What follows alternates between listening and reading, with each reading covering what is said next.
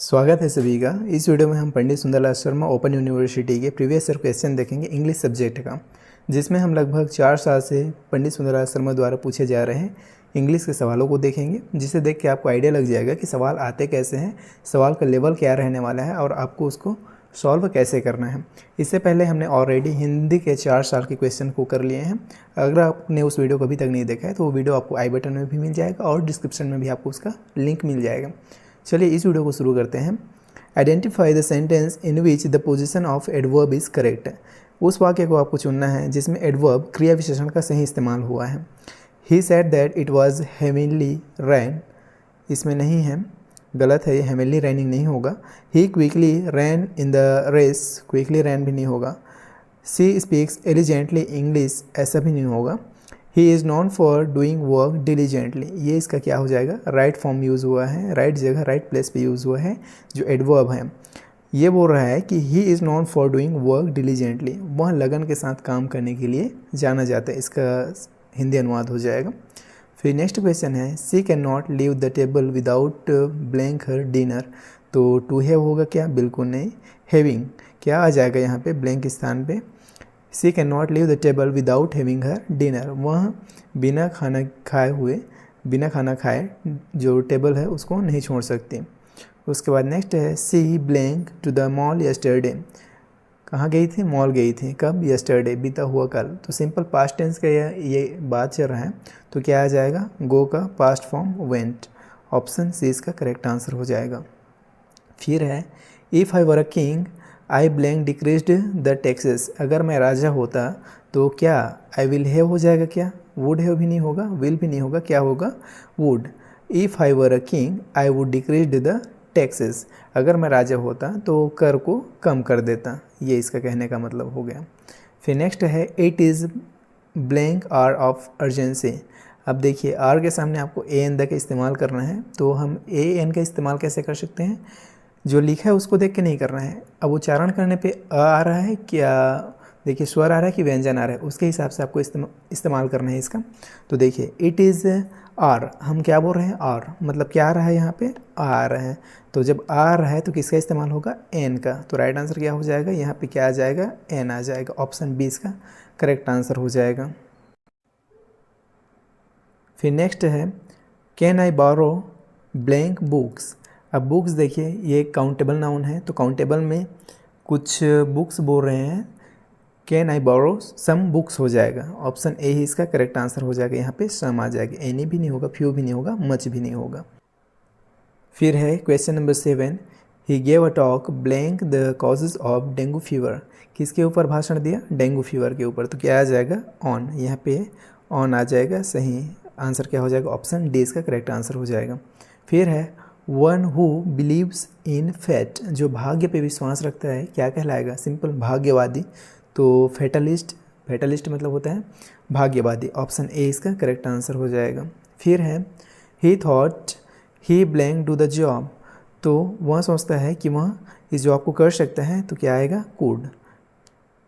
सी इसका right answer हो जाएगा। फिर है I can't find my glasses blank are they, मुझे अपना चश्मा नहीं मिल रहा है, तो कैसा है होगा क्या, वेयर कहाँ है। तो I can't find my glasses where are they, blank स्थान पे क्या आ जाएगा, ऑप्शन बी, वेन भी नहीं होगा, वाट भी नहीं होगा। फिर नेक्स्ट है चूज़ द करेक्ट स्पेलिंग, आपको सही स्पेलिंग यहाँ पे चुनना है। देखिए हमने स्पेलिंग का एक डेडिकेटेड क्लास किया है, जिसमें हमने लगभग 100 मोस्ट इम्पॉर्टेंट स्पेलिंग वाले वर्ड्स को आपको प्रैक्टिस कराया है। अगर आप उस वीडियो को देख लेते हैं देन डेफिनेटली स्पेलिंग से रिलेटेड अगर कोई क्वेश्चन आता है आपके एग्ज़ाम में, देन आप उसको इजीली बना पाएंगे। तो उसका भी लिंक आपको डिस्क्रिप्शन में मिल जाएगा, साथ ही साथ यहाँ पे आई बटन पे भी आपको उसका लिंक मिल जाएगा। तो यहाँ पे बताइए ट्रैफिक कैसा लिखा जाता है, ऑप्शन ए ही इसका सही आंसर हो जाएगा, ट्रैफिक ऐसा नहीं लिखा जाता, ठीक है।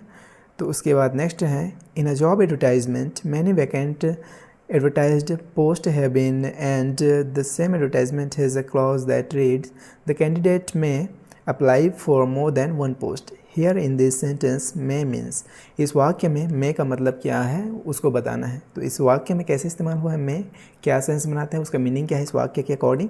कैपेबिलिटी बिल्कुल नहीं, एडवाइस है क्या, बिल्कुल नहीं। ये क्या है, पॉसिबिलिटी है, कोई भी एक वैकेंसी है उसमें कोई भी कैंडिडेट, कोई भी अभ्यर्थी एक से ज़्यादा पोस्ट के लिए अप्लाई कर सकता है। ये नेसेसरी नहीं है, ज़रूरी नहीं है, ये एक पॉसिबिलिटी है। अगर आप चाहें तो एक से ज़्यादा पोस्ट के लिए आप अप्लाई कर सकते हैं। तो राइट आंसर क्या हो जाएगा? ऑप्शन सी, वायलेशन भी नहीं है।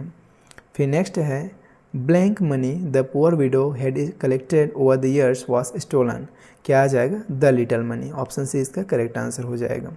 फिर है which of the given word is an incorrect form. जो गलत फॉर्म में है उसको आपको बताना है। इनजस्टिस होता है क्या? बिल्कुल होता है। अनजस्ट भी होता है, लेकिन अनजस्टिस जैसा कुछ नहीं होता है, तो यही गलत है। और इनकरेक्ट पूछा है तो जो गलत है वही सही हो जाएगा। ऑप्शन सी इसका करेक्ट आंसर हो जाएगा।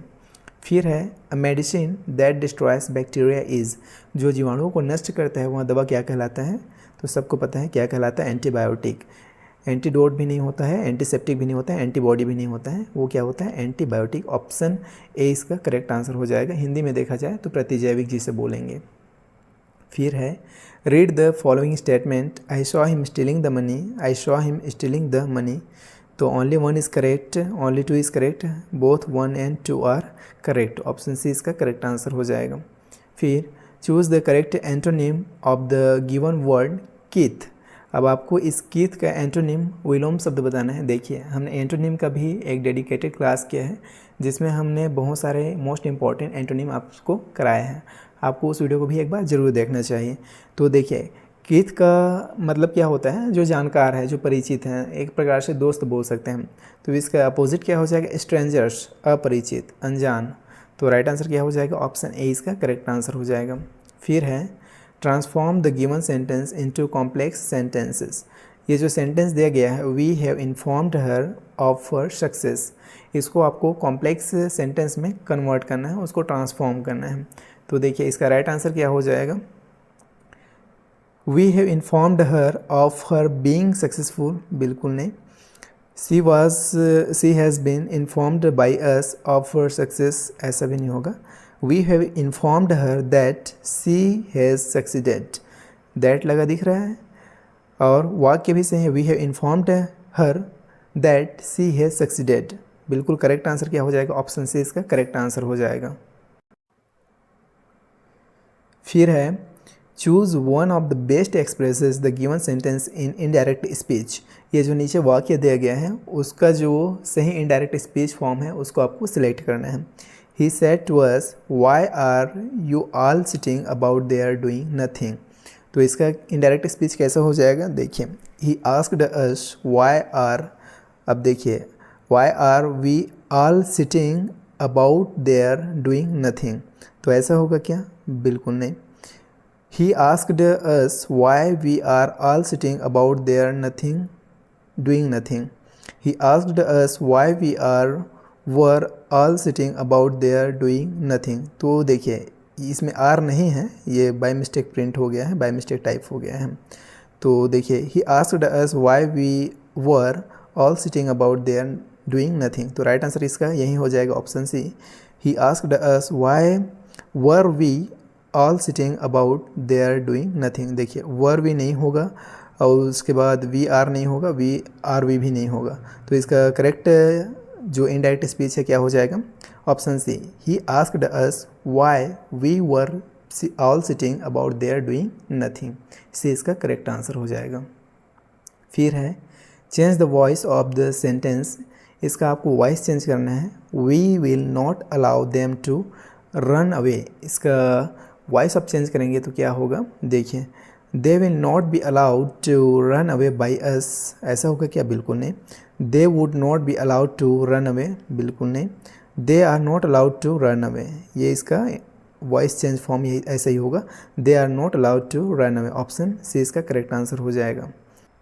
फिर है 21 choose the correctly punctuated sentence. इसमें आपको उस सेंटेंस को चुनना है जिसमें विराम चिन्ह का सही इस्तेमाल हुआ है, विराम चिन्ह का सही जगह यूज़ हुआ है।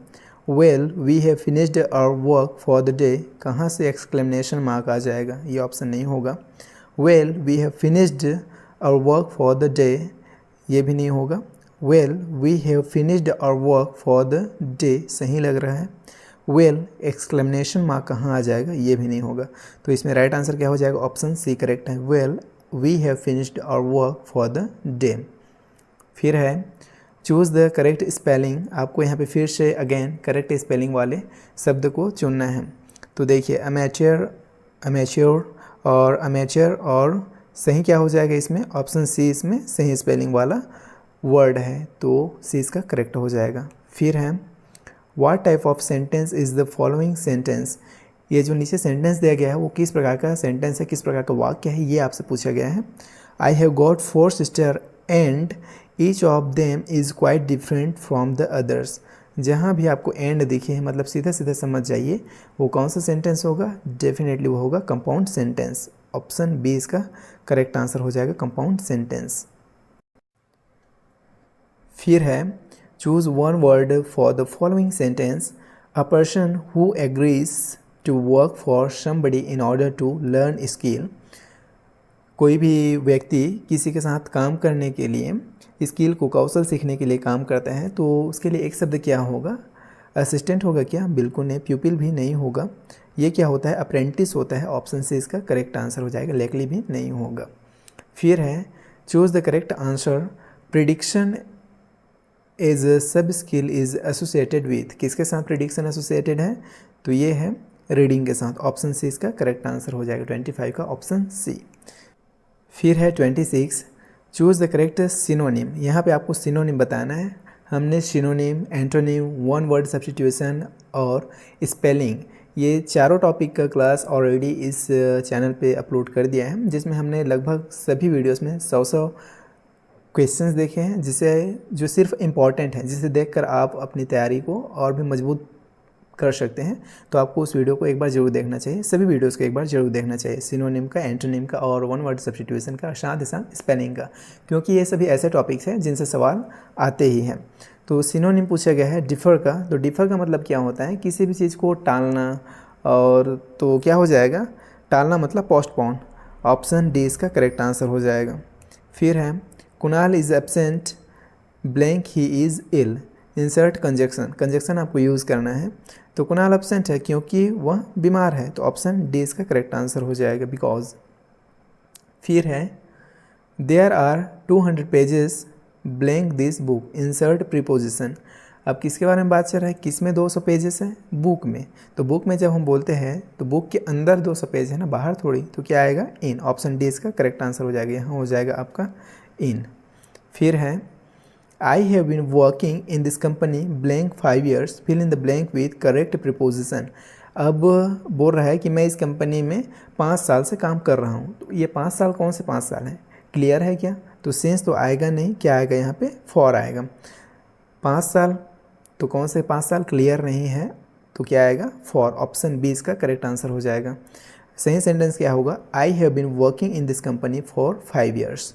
उसके बाद नेक्स्ट है Ram blank going to London tomorrow, insert the correct form of verb. यहाँ पे करेक्ट फॉर्म वर्ब का इस्तेमाल करना है आपको, तो करेक्ट फॉर्म क्या हो जाएगा वर्ब का, यहाँ पे देखिए, Ram will be going to London tomorrow होगा, या शुड भी होगा, या सेल भी होगा, या वुड भी होगा, क्या होगा, will be. Ram will be going to London tomorrow, simple future tense का। फिर है change the following sentence into passive voice, इसको आपको पेसिव वॉइस में चेंज करना है। He was opening the door, तो देखिए क्या हो जाएगा राइट आंसर इसका, 31 का आपको बताना है। The door was being open by him, अब ओपन का ओपन रहेगा क्या, बिल्कुल नहीं। The door was opened by him, the door was opened by him, ये कहाँ गया, ओपनिंग आईएनजी है, तो वॉज ओपनड होगा क्या, बिल्कुल नहीं, बीइंग भी आना चाहिए। The door was being opened by him, was being opened by him, was भी है, बीइंग भी है, आईएनजी लगा है इसलिए, और ओपन का ओपनड भी है, और द डोर जमावट भी सही है, तो राइट आंसर क्या हो जाएगा, ऑप्शन सी इसका करेक्ट आंसर हो जाएगा। The door was being opened by him, correct answer will be option C. फिर है blank hotel in which there was a party was very costly, insert article in the blank place. यहाँ पे खाली जगह पे आपको आर्टिकल इस्तेमाल करना है, आर्टिकल बोले तो ए एन द, इसका इस्तेमाल करना है। तो क्या होगा, किसी स्पेसिफिक होटल के बारे में बात चल रहा है, तो क्या होगा, द होटल इन विच, तो यहाँ पे क्या आएगा, the hotel in which there was a party was very costly, तो यहाँ का राइट आंसर हो जाएगा ऑप्शन सी, द। फिर देखिए 33, Madhura blank recently completed her post graduation, insert helping verb. यहाँ पे आपको हेल्पिंग वर्ब यूज़ करना है। तो हेल्पिंग वर्ब किसके अकॉर्डिंग आता है? सब्जेक्ट के अकॉर्डिंग। सब्जेक्ट क्या है? मधुरा, जो कि सिंगुलर है। तो क्या हो जाएगा? Madhura has recently completed her post graduation. क्या आ गया? Option A has. Right answer हो जाएगा ऑप्शन ए। फिर है 34, gulab jamun is a favourite blank in our country. अब देखिए यहाँ पे कुल मिला के आपको सही स्पेलिंग वाला सवाल पूछा गया है, क्योंकि देखिए यहाँ पे डिज़र्ट का आपको सही स्पेलिंग बताना है, वो वाला डिज़र्ट चुनना है जिसका मतलब मिठाई होता है। यहाँ पे बोला जा रहा है कि gulab jamun is a favourite dessert in our country. तो गुलाब जामुन हमारे देश का बहुत प्रसिद्ध मिठाई है, ऐसा बोलने का मतलब हो रहा है इस वाक्य का। तो आपको डेजर्ट कौन सा सही लिखा है मिठाई के मीनिंग वाला, उसको आपको चुनना है। तो ये डेजर्ट है क्या? बिल्कुल नहीं, ये वाला डेजर्ट ऑप्शन बी इसका मतलब होगा मिठाई। यहाँ पे वाक्य में gulab jamun is the favourite dessert in our country, तो ऑप्शन बी इसका करेक्ट आंसर हो जाएगा। फिर है she is the blank girl in our class. तो सी इज़ द इंटेलिजेंट होगा क्या? द के बाद इंटेलिजेंट नहीं होगा, मोर भी नहीं होगा, क्या होगा? She is the most intelligent girl in our class. The के बाद सुपरलेटिव फॉर्म आएगा द मोस्ट इंटेलिजेंट, तो क्या होगा? ऑप्शन सी इसका करेक्ट आंसर हो जाएगा। उसके बाद नेक्स्ट है this is a very beautiful picture in the sentence very is. अब यहाँ पे इस वाक्य में वेरी क्या है ये आपको बताना है, एडवर्ब है या नाउन है या एडजेक्टिव है या प्रोनाउन है। तो सो सिंपल, क्या बोल रहा है? This is a very beautiful picture, मतलब ये क्या हुआ? एक क्रिया विशेषण हुआ, एडवर्ब हुआ। तो ऑप्शन ए इसका करेक्ट आंसर हो जाएगा। तो इस तरह से हमने 36 क्वेश्चन देखे जो already Pandit Sundarlal Sharma open university द्वारा प्री डीएलएड के एग्ज़ाम में पूछे जा चुके हैं। एंड डेफिनेटली आपको इस वीडियो को देखने के बाद ये क्लियर हो गया होगा कि क्वेश्चन आते कैसे, क्वेश्चन का लेवल क्या रहने वाला है और इसको सॉल्व कैसे करना है। उम्मीद करते हैं वीडियो आपको पसंद आया होगा। वीडियो पसंद आया तो वीडियो को लाइक कीजिए, साथ ही साथ आगे आने वाले और प्रीवियस ईयर के क्वेश्चन को देखने के लिए चैनल को सब्सक्राइब करके जुड़ जाइए। मैं आपसे मिलता हूँ नेक्स्ट वीडियो में, तब तक के लिए बाय।